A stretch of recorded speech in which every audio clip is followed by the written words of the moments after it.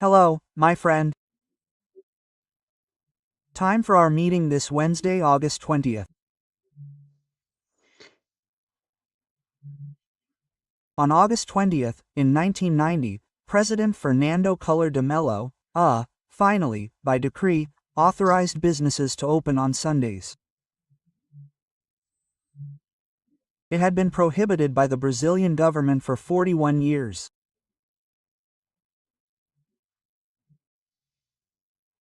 In other words, the Brazilian government prevents the Brazilian nation from opening its businesses on Sundays, creating jobs, paying taxes, improving income, and improving the lives of people who can't shop during the week because they're working.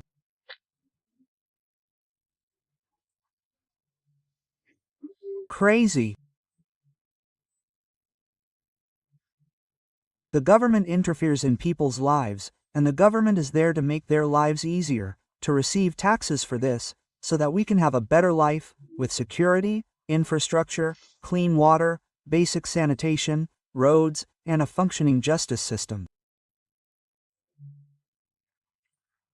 That's what the government is for. It's not to disrupt people's lives. It's incredible how tied we are here, and how people live untethered and supported by the government in the United States, for example. That's why so many Brazilians want to live there, even though they don't have labor justice, formal employment contracts, or anything like that, stability, a whole host of other things.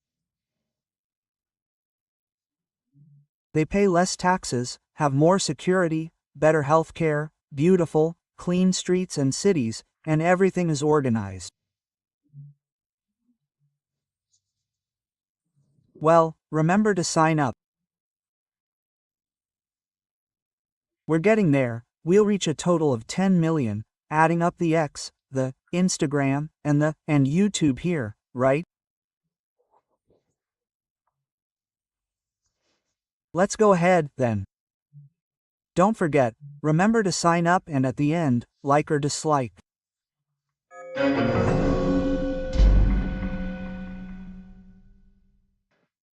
Today was a day that left the government desperate.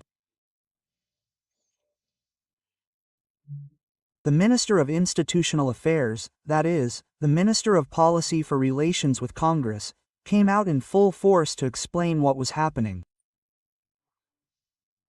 And what happened, folks? The government was all mobilized to avoid having a parliamentary commission of inquiry into the immense, cruel, gigantic, Amazonian theft of how many millions of elderly people here? 3 million. 3 million or so elderly people in the pension system, but they didn't want to investigate, right? 3,200,000 elderly people. Folks, the Parliamentary Commission of Inquiry wants to investigate to find out how far the government facilitated this. They pretended not to know because they had to go through the INSS, National Institute of Social Security, the Data previous data, the Ministry of Social Security, and official banks.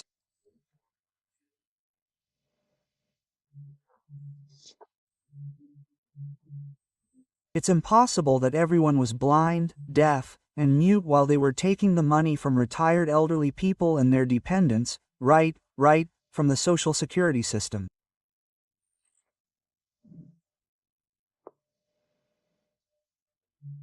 But everything was ready for the government. Well, there's no way to stop a CPMI, Commission of Inquiry, a Joint Parliamentary Commission of Inquiry, right? That is, with senators and representatives, when they realized there was no way, so, we're going to dominate the CPI. Lula spoke with Alcol Columbri. Columbri appointed Omar Aziz, a senator from Bahia, to be the CPI chairman. And, in turn, Omar Aziz would appoint its rapporteur. Everything was under control. But then the government was surprised. The opposition learned to brag, give interviews, make threats. It goes wrong, it can go wrong, it creates expectations, it informs the opponent of their movements.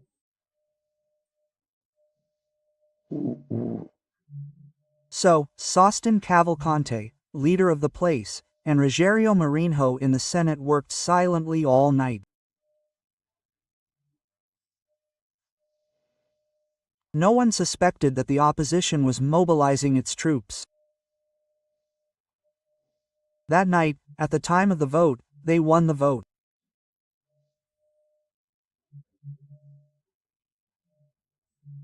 The score was Omar Aziz, who lost 17-14. A senator won, a Podemos senator, Carlos Viana, who appointed a pro-Bolsonaro congressman as rapporteur.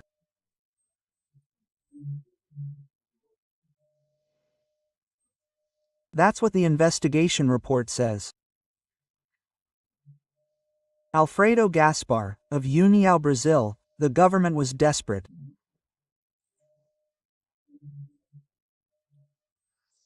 CNN even said that the Speaker of the House, Hugo Mota, was summoned to the Alvorada Palace.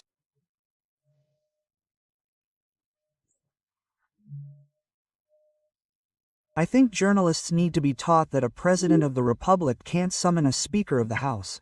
He can invite, politely ask the Speaker of the House to come there for a conversation, right?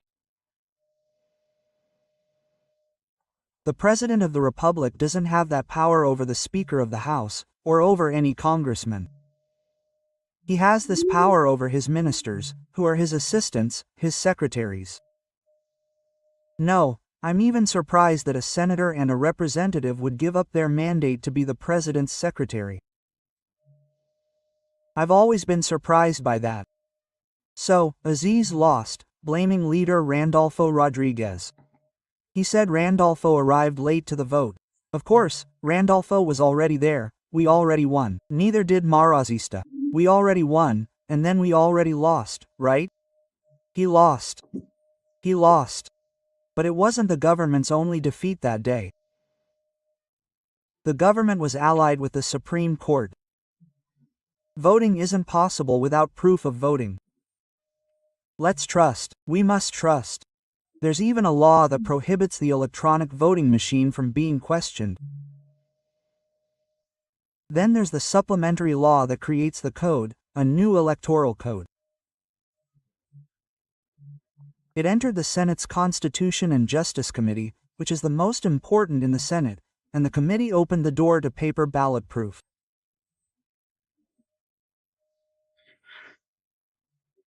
The amendment was approved 14-12. Since it wasn't in the Chamber of Deputies, it'll have to go through the Senate floor and then the Chamber of Deputies. And it says something like this, right? The ballot box prints the little slip of paper, the voter looks at what's written, sees if it's true, if that's what they voted for. Then they press a little green one, and it falls into a tamper-proof deposit, so if they need to check, they'll have to recheck it on the paper to clear up any doubts. Guys, if there had been this proof of voting in the last presidential election, January 8th wouldn't have happened, because it's necessary when the difference is minimal.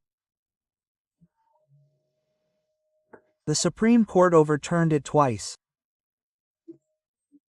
This was approved by the National Congress in 2009 and has no political party.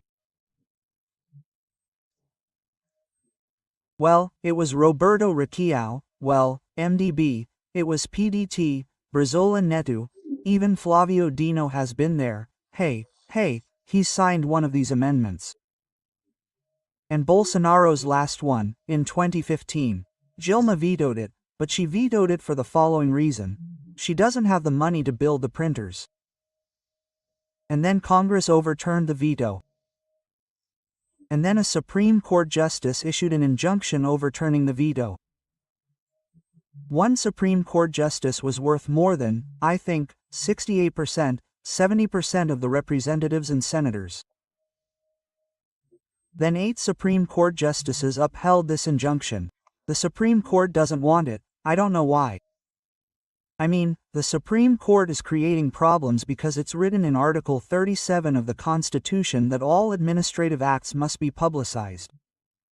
Vote counting is an administrative act. The people have to understand how a European court ruled, look, this thing, this electronic vote count, no, because the voter has to understand how their vote is counted.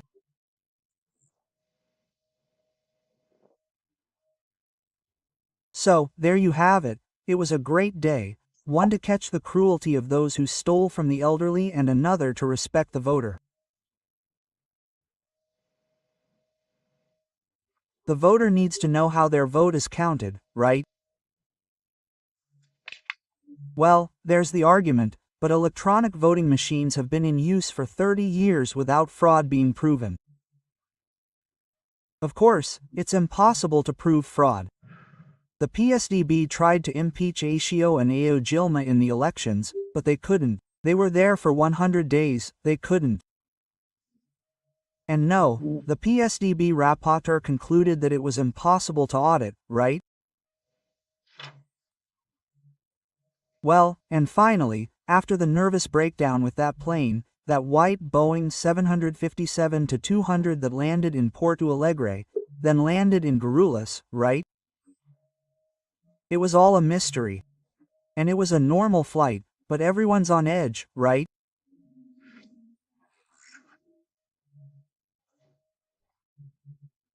Well, and then I wanted to tell you and show you why a four-engine Boeing freighter, a C-17 Globemaster III, passed over my airspace, taking off and gaining altitude, right?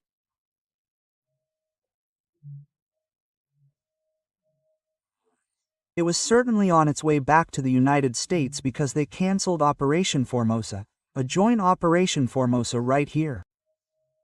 That must have been it. It was coming back, just like Operation Koa, which was supposed to be in the Northeast, was canceled too, right? Well, I think it was to get rid of the Brazilian forces, who have no fuel. And the Americans seem to be paying attention to the political events involving Venezuela and Brazil, right?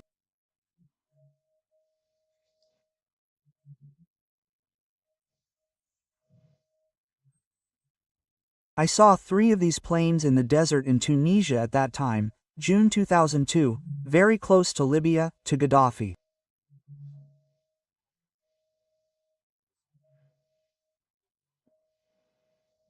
Maybe they were there, but it was in the middle of the desert, in the middle of nowhere.